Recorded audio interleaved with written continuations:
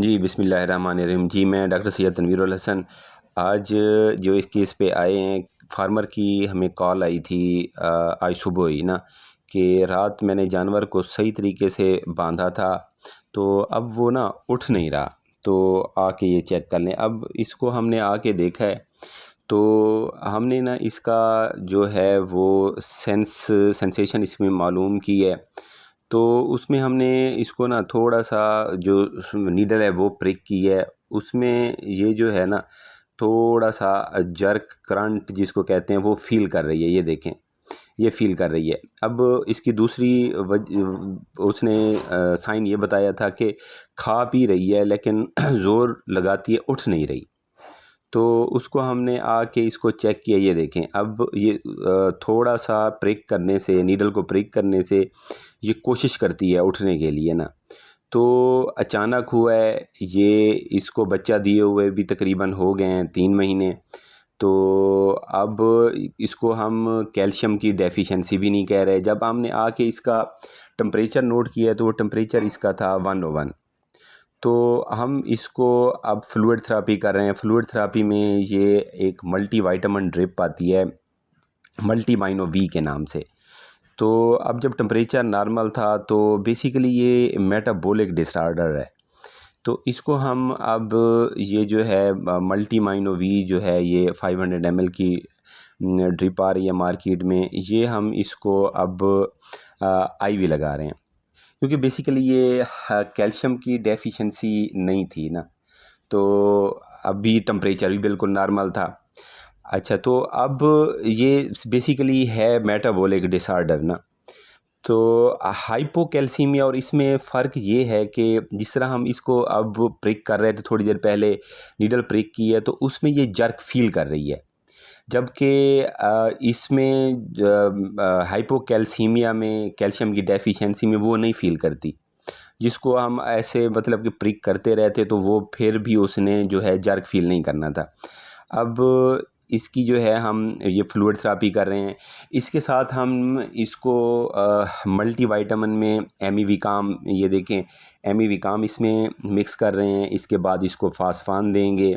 इसके बाद liver tonic भी इसमें हम यूज़ करेंगे। लीवर टॉनिक जो है वो हेपागन के नाम से आ रहा है, वो भी हम इसको देंगे। ये आपको स्क्रीन पे भी नज़र आ रहा है, हेपागन। तो अब ये इसकी हम ये आज आज फर्स्ट डे है, इसकी हम जो है वो फ्लूइड थेरेपी कर रहे हैं। तो इसके साथ हम इसको देंगे स्पोर्टिव। तो इसका जो है वो हम जो ट्रीटमेंट है वो 3 से 4 दिन या 5 दिन भी हम इसको कंटिन्यू करेंगे। तो ये पहले दिन का ट्रीटमेंट है। अब दूसरे दिन हम इसको देख रहे हैं। तो अब दूसरे दिन हमने आके जब इसको देखा है तो फार्मर ने कहा है कि इसने जो इसकी खाने पीने की सलाहियत है वो पहले से भी ज़्यादा हुई है। तो थोड़ा-सा इसने रात को ज़ोर भी लगाया था और अपनी जगह भी चेंज की थी। तो इसमें होता ये है कि एक तो जो है इसमें जो मेटाबॉलिक डिसऑर्डर है उसकी वजूहात काफ़ी सारी हो सकती हैं। तो उसमें मतलब कैल्शियम की डेफिशिएंसी हो सकती है, फास्फोरस की डेफिशिएंसी हो सकती है, मैग्नीशियम की डेफिशिएंसी हो सकती है, विटामिन ई की डेफिशिएंसी हो सकती है। अच्छा, और इसमें एक और होता है कि कैल्शियम अगर हम ज़्यादा दें तो उससे भी ये प्रॉब्लम आ सकता है।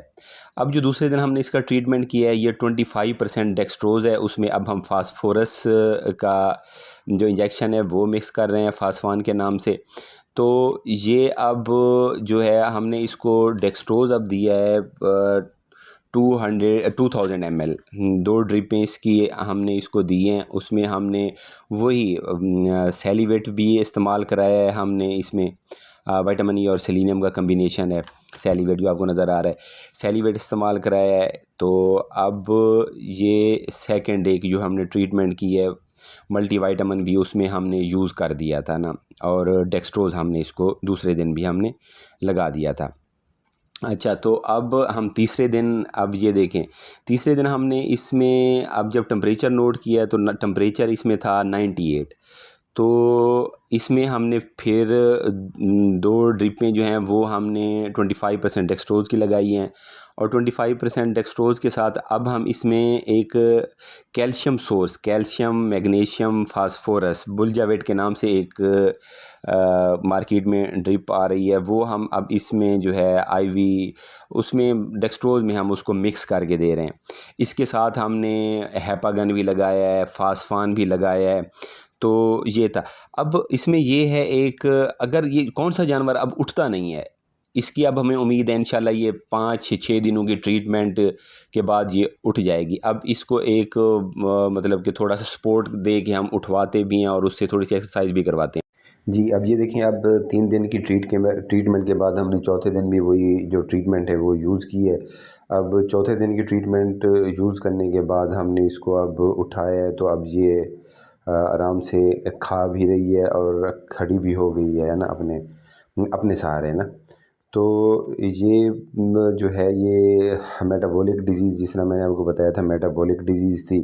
तो ये बाज़ औक़ात ऐसा होता है कि 5 दिनों में, 6 दिनों के बाद, 7 दिनों के बाद, एक दफ़ा तो एक जानवर तकरीबन कोई 16 दिनों के बाद भी उठ गया था ना। तो अब ये देखें माशाल्लाह, अब ये खड़ी भी हो गई है, तो अब ये सुकून से खा भी रही है।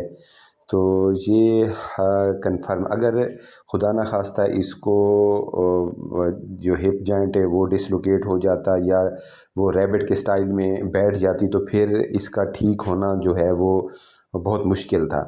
तो ये कन्फर्म मेटाबॉलिक डिज़ीज़ है, इसकी वजह जिसके बाद ट्रीटमेंट के बाद अब ये है माशाल्लाह, आप देख लें अब।